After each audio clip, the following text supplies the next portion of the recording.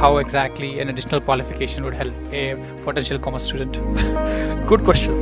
If you look at the hiring process, most of the companies are complaining that they're not able to retain millennials.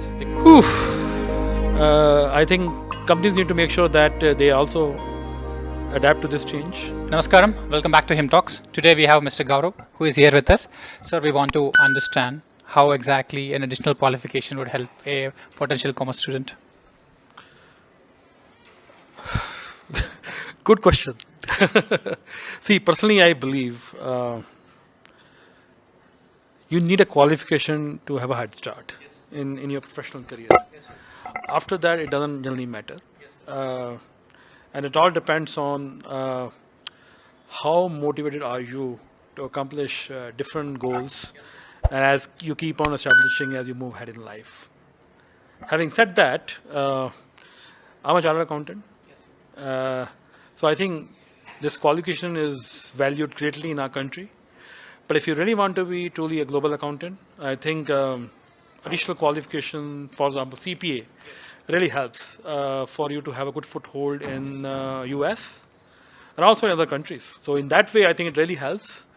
But I'll go with my first response that you just need a head start to get some qualification. Ultimately, it's your motivation and what do you establish for yourself to accomplish in your professional life.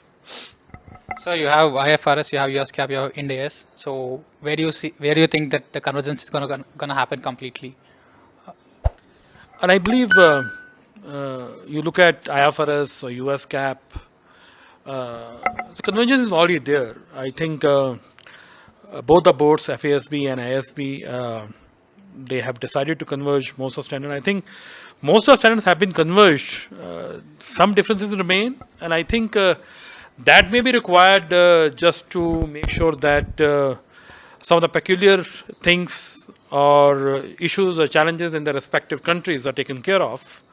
So I think I think they remained, they kept those differences just to make sure that they address their local constituency.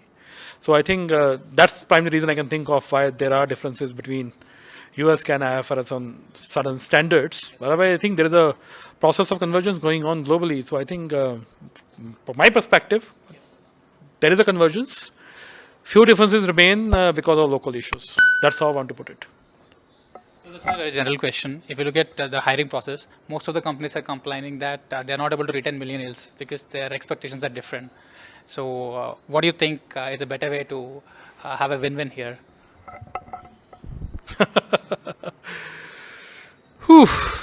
See, I think change is always good. I think companies need to make sure that they also adapt to this change.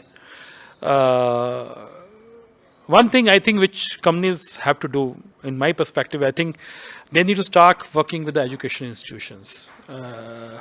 They need to make sure that they work with the different colleges, schools and universities right from the day people start their intermediate. I think if education institutions also work with our corporates, see what they need, and also try to make the changes to the courses which are being rolled out, I think that will really help to create a win-win situation both for the education community, also for our millennials, and for the companies at large as well. What I realized is that what is being taught is not needed in the industry. So I think there is an opportunity for collaboration, and I think if the business and the educationists can work together, they can create a better opportunities for millennials as well. And I think we can't ignore the fact that there's a big change happening, and unless we all work together to adapt to this change, is not going to be fruitful for everyone. So final question in this context.